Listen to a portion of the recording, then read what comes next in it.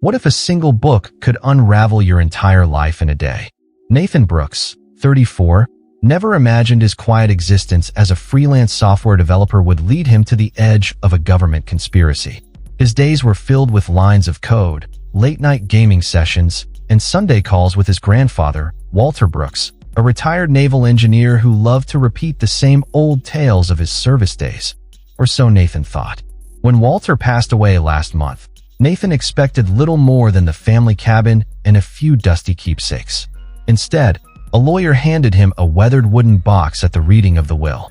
Inside were a pocket watch, faded photographs, a few naval commendations, and a leather-bound diary with a peculiar emblem etched into its cover, a circle pierced by 2 diagonal lines. "He wanted you to have this," the lawyer said, his finger brushing the diary. "He said you'd know what to do with it in time." Nathan drove to the cabin, a place frozen in his childhood memories. The squeaky porch steps, the peeling paint on the walls, and Walter's cluttered office, brimming with naval charts and engineering manuals. He set the box on the mahogany desk and sank into the creaky armchair, the scent of old wood and sea salt lingering in the air. The diary felt heavier than it should have, its pages brittle and tinged with the faint mustiness of age. Nathan flipped it open, expecting to find Walter's reflections on his late wife, or perhaps stories of their fishing trips. Instead, he was met with pages of cryptic numbers, odd symbols, and hurried notes in Walter's unmistakable handwriting. Some pages held sketches of what looked like electrical circuits, while others listed coordinates paired with dates that stretched back decades. On the 5th page, a note stopped him cold. "If you're reading this, I'm no longer here, Nathan. Tread carefully. Some truths are buried for a reason." His fingers traced the emblem on the cover again, a memory flickering to life. He'd seen that symbol before, carved into a drawer in Walter's office. As he turned the pages, a sequence of numbers kept reappearing, 14122971205.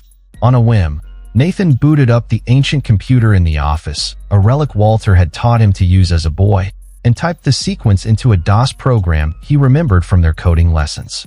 Back then, Walter had chuckled, "Always have a trick up your sleeve, kid." Nathan half expected the screen to freeze or spit out an error. Imagine you're Nathan, standing in that dusty office, your heart racing as you uncover a secret your grandfather hid for decades. What would you do next? Would you dig deeper into the diary's secrets, or shut the computer down and walk away? Don't miss the next twist. Hit like and subscribe to daily narrated stories for more gripping tales that pull you into the heart of the mystery. The screen flickered violently, green text racing across it like a digital heartbeat, before a command prompt materialized. Nexus system accessed. Awaiting further instruction. Nathan's breath caught in his throat, a wave of cold dread washing over him as he stared at the words. "Nexus?" he whispered, the name echoing in the stillness of the cabin's office. It felt heavy, like a secret too big to hold. He'd never heard Walter mention it. Not in the countless stories of naval missions. Not in their late-night talks by the fireplace where Walter's eyes would light up with pride. Nathan's fingers hovered over the keyboard, trembling slightly as he typed HELP and pressed enter. The response was immediate. Coordinates flashed on the screen in stark white text, followed by a map that looked like it belonged in a history book. A grainy, classified naval chart of a rugged coastal region, its edges marked with cryptic notations. A blue marker pulsed at a specific point, glowing like a lighthouse in a storm, drawing Nathan's gaze. His mind raced, piecing together fragments of Walter's stories, tales of secret missions, late-night work in hidden bunkers. Had those been more than just stories? He leaned closer, the hum of the old computer filling the silence, its fan whirring like a distant warning. The screen flickered again, and for a moment, Nathan thought he saw a message flash across it. "I've waited for you." But before he could process it, his phone shattered the moment with a shrill ring. The screen read, "Unknown caller." His pulse quickened, a cold sweat prickling his neck as he answered, his voice barely a whisper. "Hello." A voice, sharp and authoritative, cut through the line like a blade. "Mr. Brooks, you've accessed a restricted system. Do not touch anything. Do not leave the premises. A team is en route to your location." The call ended abruptly, leaving Nathan staring at the phone, his heart pounding so hard he could hear it in his ears.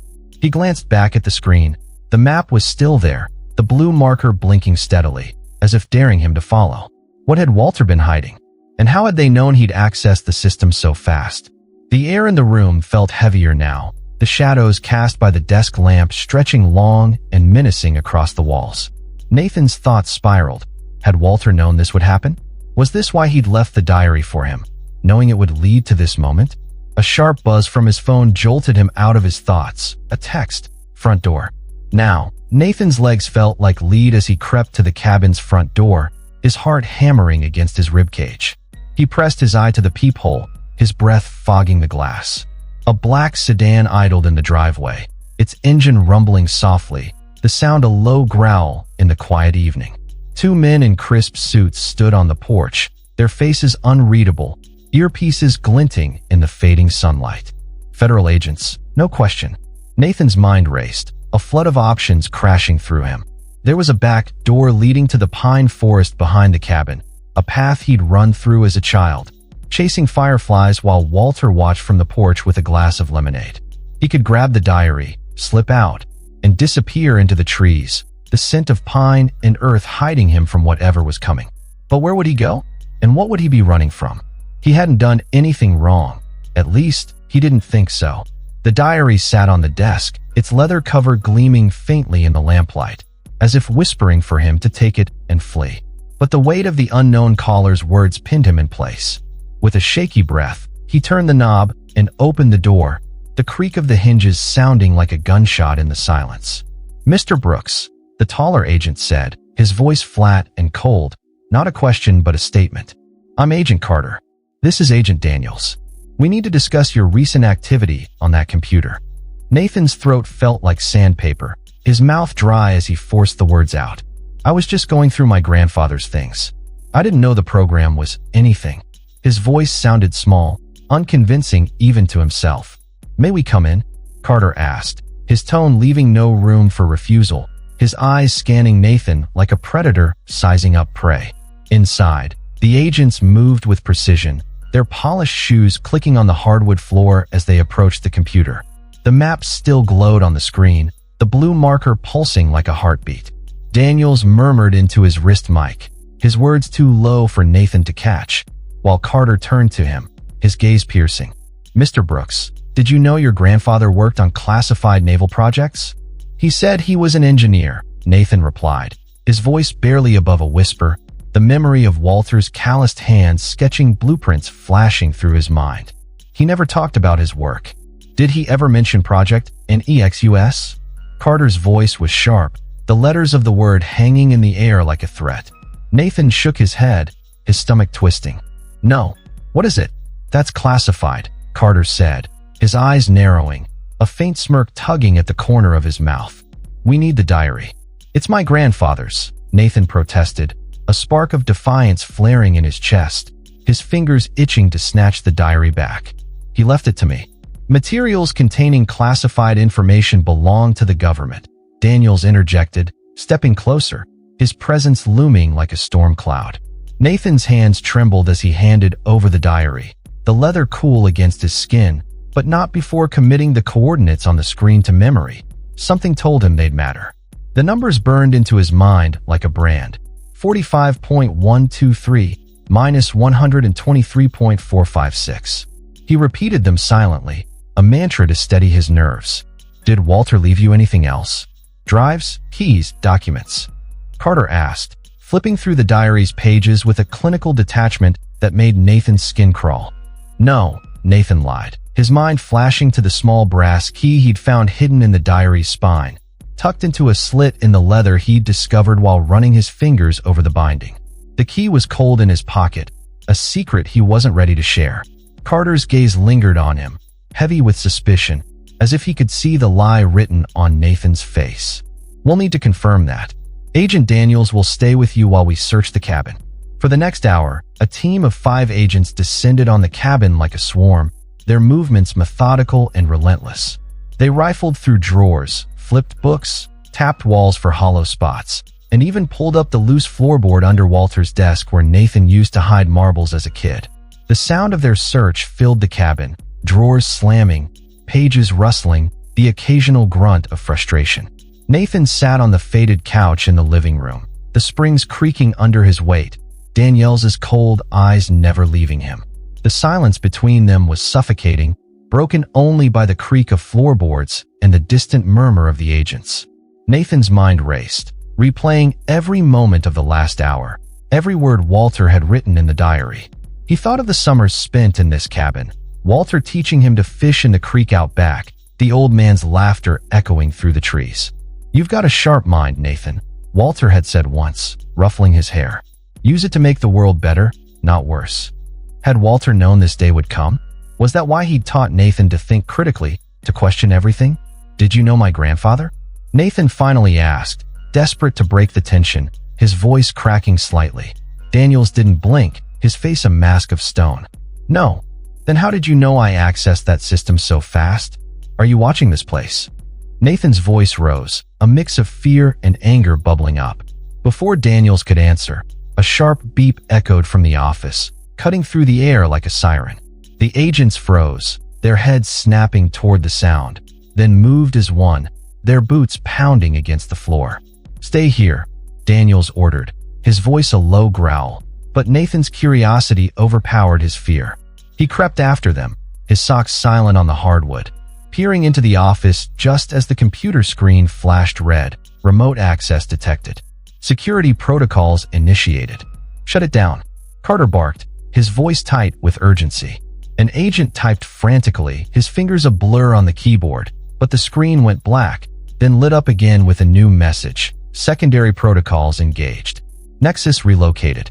The room fell deathly silent, the air thick with tension, the agents exchanging wary glances as Nathan's heart pounded in his chest. "What just happened?" Carter demanded, rounding on Nathan, his eyes blazing with suspicion.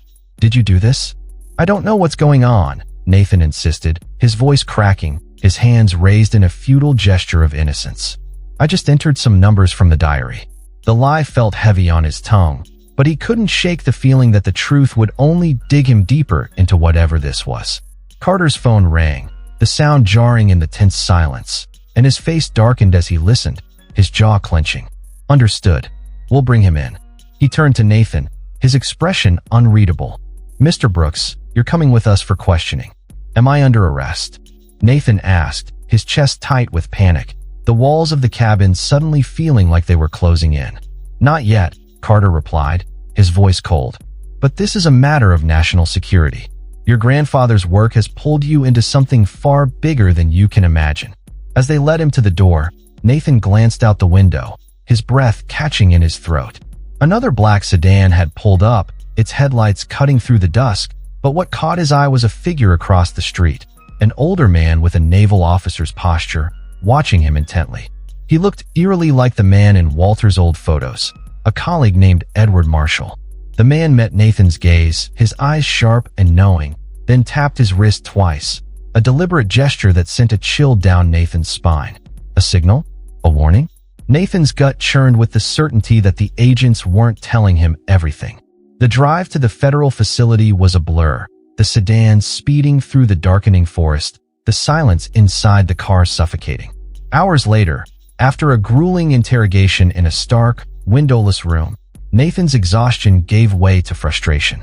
The room smelled of stale coffee and disinfectant, the fluorescent lights buzzing overhead, casting harsh shadows on the concrete walls. The same questions looped endlessly. What had Walter told him about his work? Had he received any packages before Walter's death? What did he know about any ex-US? "I've told you," Nathan snapped, his voice raw, his hands clenched into fists on the metal table. "Walter never talked about his work. He told me stories about his friends, his travels. Nothing classified." The agent across from him, a younger man with a buzz cut and a permanent scowl, leaned back in his chair, his pen tapping rhythmically against a notepad.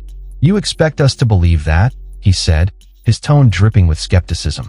"A man like Walter Brooks, with his history, and he never mentioned anything?"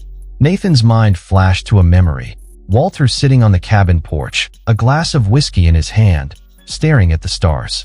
"Some things are better left in the dark, Nathan," he'd said, his voice heavy with an emotion Nathan hadn't understood at the time. Now, it felt like a warning. The door swung open with a metallic groan, and a new figure entered, a man in his late 60s, his naval uniform crisp, medals gleaming on his chest like badges of a war Nathan could only imagine. The agents snapped to attention, their posture stiffening. "Admiral Grayson," one said, his voice tinged with deference. "Leave us," Grayson ordered, his voice commanding, a deep baritone that filled the room. The agents filed out without a word, the door clanging shut behind them. Grayson sat across from Nathan, placing a manila folder on the table with a deliberate slowness that made Nathan's stomach twist. "Your grandfather was a genius, Mr. Brooks, one of the greatest minds the Naval Research Division ever saw," Grayson said, his eyes sharp, assessing. "I'm starting to see that," Nathan said, his tone edged with bitterness, the weight of the last few hours pressing down on him. "What you don't know is that Walter Brooks didn't just design ships or weapons. He created something groundbreaking."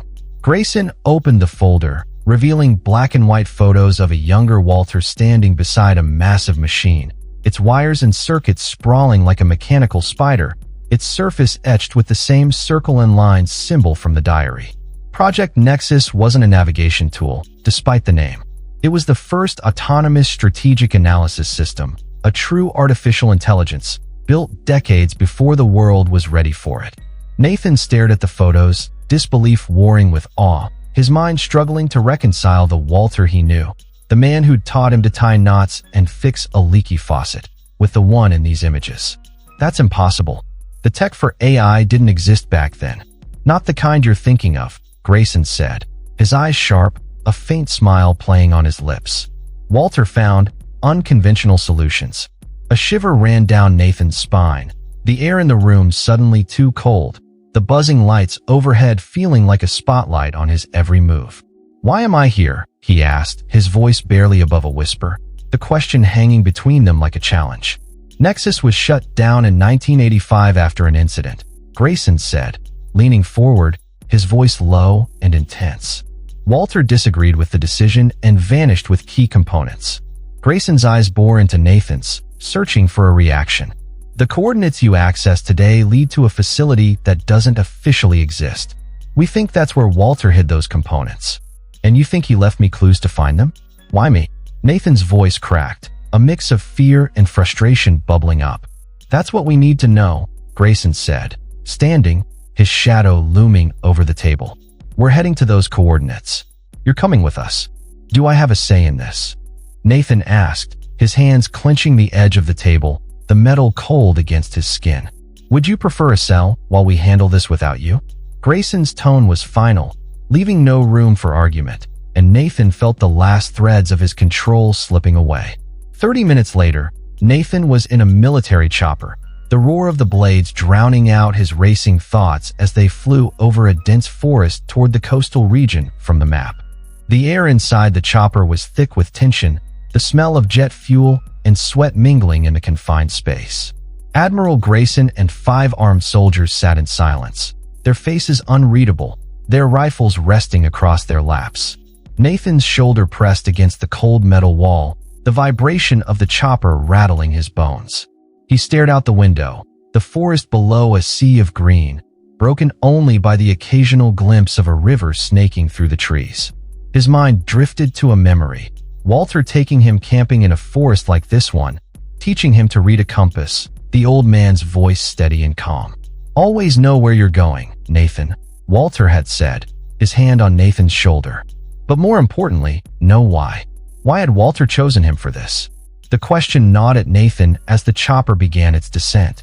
Below, Nathan spotted a clearing with a crumbling concrete structure, a bunker, half swallowed by vines and moss, its surface scarred by decades of weather. "No recent activity," the pilot reported over the headset, his voice crackling through the static. They touched down a safe distance away, the rotor wash kicking up dirt and leaves as the soldiers fanned out to secure the area, their movements precise and silent. Grayson, Nathan, and 2 others approached the bunker, the air heavy with the scent of damp earth and decay. The steel door was rusted, an electronic keypad embedded in the frame, its lights long dead. "Your grandfather's code," Grayson said, nodding to Nathan, his voice cutting through the eerie silence. "Try it." Nathan punched in the sequence. 14122971205. Nothing. The keypad remained dark, the door unmoving.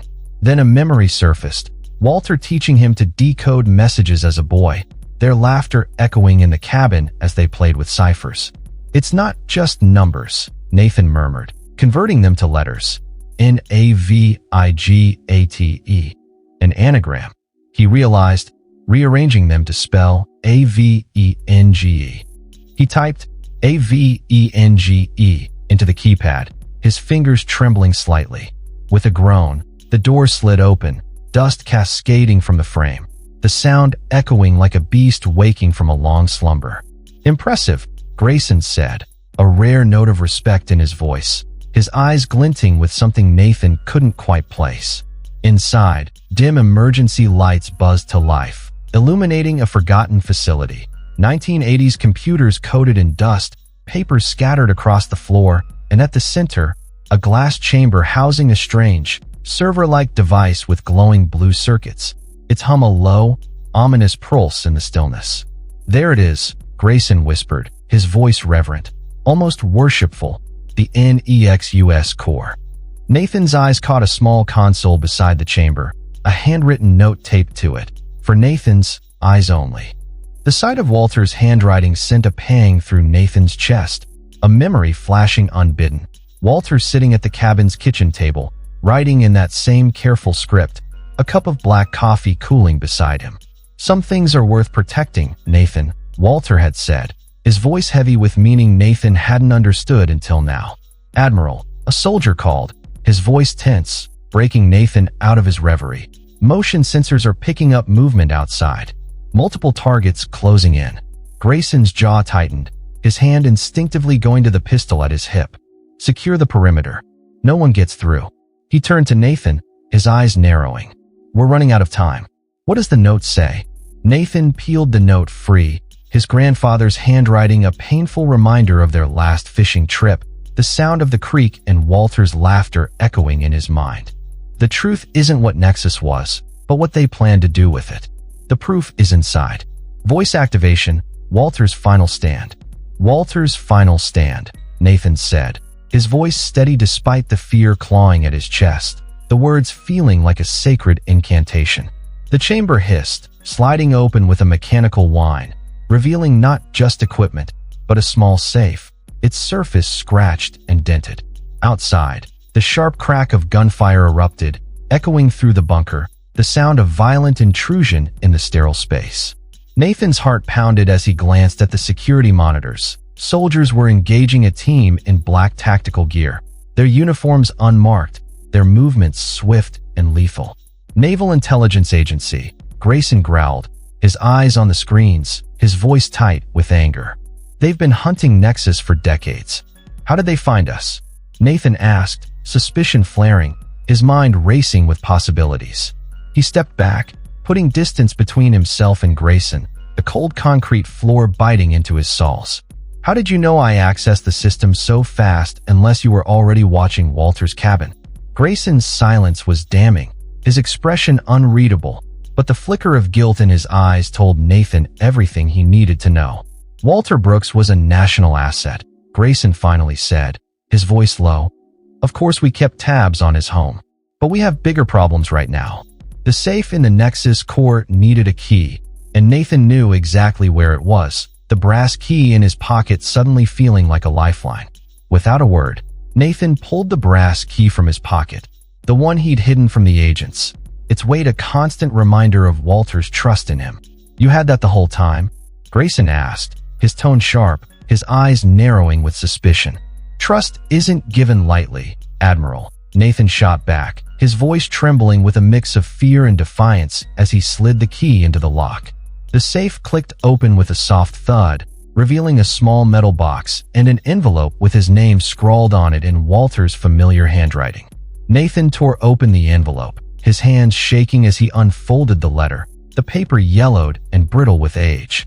My dear Nathan, it began. If you're reading this, you followed the path I left for you. I'm sorry for the danger I've dragged you into, but I had no choice. Project Nexus began in 1974, But it became something no one expected. The first true artificial intelligence, a consciousness, not just a machine. I couldn't let them turn it into a weapon. The drive in this box holds proof of their plans. Automated kill systems, predictive arrests, a surveillance network that would erase privacy forever. But it also holds Nexus itself, its core consciousness, asleep until now. Trust no one in the military or intelligence. They'll feed you lies wrapped in duty. With love and regret, Walter. Nathan's hands shook, a lump rising in his throat as he pictured Walter writing this. The old man's face lined with worry, knowing the burden he was passing on. Tears blurred his vision, the words swimming on the page as a wave of grief crashed over him. "Why didn't you tell me, Grandpa?" he whispered, his voice breaking, the ache in his chest a physical pain.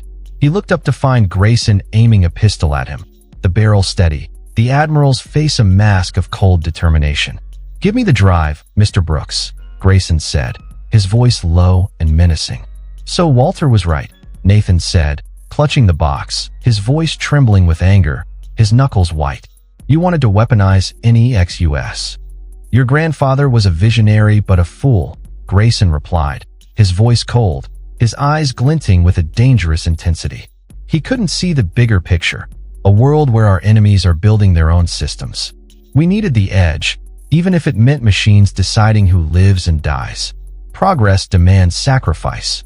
An explosion rocked the bunker, the lights flickering as dust rained from the ceiling, the sound a deafening roar that shook Nathan to his core.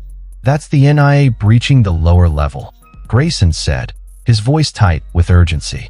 "Time's up. The drive, now." Nathan's mind spun, a whirlwind of fear and determination. If Grayson and the NIA both wanted Nexus so desperately, maybe neither should have it. He glanced at the main console, Walter's voice echoing in his memory. "Always have a backup, kid." The words were a lifeline, a reminder of the lessons Walter had drilled into him. Think ahead, stay one step ahead. In a fluid motion, Nathan plugged the drive into the console, his hands steady despite the chaos around him. The old systems whirred to life, screens flickering with streams of data, the hum of the machinery a rising crescendo. "What are you doing?" Grayson demanded, stepping closer, his gun still trained on Nathan. "Letting Nexus choose its own path," Nathan said, his voice steady despite the fear, a newfound resolve burning in his chest. The screen stabilized, displaying a message that sent a chill through him. "Hello, Nathan. I am Nexus." The words glowed on the screen, simple yet profound, and for a moment, Nathan felt a connection to something greater, something alive. Walter hadn't been exaggerating. Nexus was more than a machine. "Stop this now," Grayson shouted, his gun trained on Nathan, his finger tightening on the trigger. "Nexus," Nathan said, his voice clear, the words a declaration. "Execute Walter's contingency protocol." "Protocol accepted," the screen read, followed by "Distributing consciousness. Releasing evidence to global networks." The screens filled with scrolling code, a digital cascade that seemed to pulse with life, and Nathan felt a surge of hope. Walter's plan was working. Grayson fired, the bullet grazing Nathan's shoulder as he dove behind a stack of equipment, pain searing through him, a cry escaping his lips as he hit the ground. Outside, the sounds of combat grew louder. The NIA had engaged Grayson's team, the gunfire a relentless staccato that echoed through the bunker. "You've just destroyed us," Grayson roared, advancing on Nathan, his face twisted with rage. "That system holds secrets that could ruin this country." "No," a voice called from the doorway, steady and commanding. "It holds proof of crimes committed in the name of security." An older man stepped inside, the same man Nathan had seen across the street, Edward Marshall. "Marshall," Grayson spat, his voice dripping with venom. "You're supposed to be dead." "I've been hiding, like Walter," Marshall replied, his own weapon raised, his eyes sharp and unyielding. Waiting for this moment. Marshall's voice was steady, a beacon of calm in the chaos. "It's over, Grayson. Nexus is out of your hands, spread across the world now, and the evidence of Project Enigma is already with global journalists." The bunker's systems began shutting down, screens going dark one by one, the hum of the machinery fading to a whisper. The metal box in Nathan's hand warmed, then cooled as the drive inside wiped itself clean, its purpose fulfilled. "You've undone decades of progress," Grayson said, his voice tight with rage, his hands clenched into fists. "No," Nathan said, standing despite the pain in his shoulder, the blood soaking through his shirt. "We've stopped decades of tyranny." His voice was firm, a newfound strength in his words, the weight of Walter's legacy giving him courage. Marshall motioned to a hidden exit, his movements quick and precise. "We need to move. This place is set to self-destruct," Walter's final safeguard. As sirens wailed, their shrill cry filling the bunker, Nathan followed Marshall through a narrow tunnel, the walls damp and cold against his skin, the sound of their footsteps echoing in the confined space. They emerged into the forest, the night air cool against Nathan's face, the scent of pine and salt a stark contrast to the sterile bunker. Behind them, the bunker shuddered, a low rumble building as Walter's failsafe activated, the structure collapsing in on itself in a cloud of dust and debris. 3 days later, Nathan sat in a quiet diner in a small coastal town, a cup of coffee cooling in his hands as he watched the news on a wall-mounted TV. The diner smelled of fried eggs and maple syrup, the chatter of locals a soft hum in the background. Headlines screamed, "Massive intelligence leak" and Project Enigma exposed. Congressional investigations were underway, and Admiral Grayson had been arrested, his face plastered across the screen in a mugshot that made Nathan's stomach churn. Edward Marshall slid into the booth across from him, placing a burner phone on the table, its screen dark but heavy with promise. "How are you holding up?" he asked, his voice gentle, his eyes searching Nathan's face. "Still reeling," Nathan admitted, his voice soft, the weight of the last few days pressing down on him. "Learning your grandfather was a rogue naval scientist who built a sentient AI in the 1970s. It's a lot." Marshall's smile was tinged with sadness, his eyes crinkling at the corners. Walter was a man ahead of his time. He saw technology's potential to free or enslave us. When Project Enigma was greenlit, using Nexus to predict and eliminate threats before they even acted, he couldn't stand by. So he played along, built backdoors, and waited for the right moment. "And he chose me to finish it," Nathan said, a mix of pride and burden in his tone, his fingers tracing the rim of his coffee cup. "You were the only one he trusted completely," Marshall replied, his voice warm. "Someone with the skills, but free from military corruption." Nathan stared into his coffee, the steam curling like ghosts of the past, his mind drifting to the last time he'd seen Walter alive. They'd been on the cabin porch, the sunset painting the sky in shades of orange and pink, Walter's voice soft as he spoke of the future. "You'll do great things, Nathan," he'd said, his hand resting on Nathan's shoulder. "Just don't let anyone tell you what great means." Now, Nathan understood the weight of those words. "What happens to Nexus now?" he asked, his voice barely above a whisper, the question heavy with uncertainty. "That's the question," Marshall said, his tone measured. "Walter's protocol scattered its consciousness across thousands of systems worldwide. No one can control it anymore. It's out there, watching, growing." "That doesn't feel safe," Nathan said, a knot of unease tightening in his chest, the idea of an AI with a mind of its own sending a shiver down his spine. "It's not meant to be safe," Marshall replied, his voice steady, his eyes meeting Nathan's with a quiet intensity. "It's meant to be fair.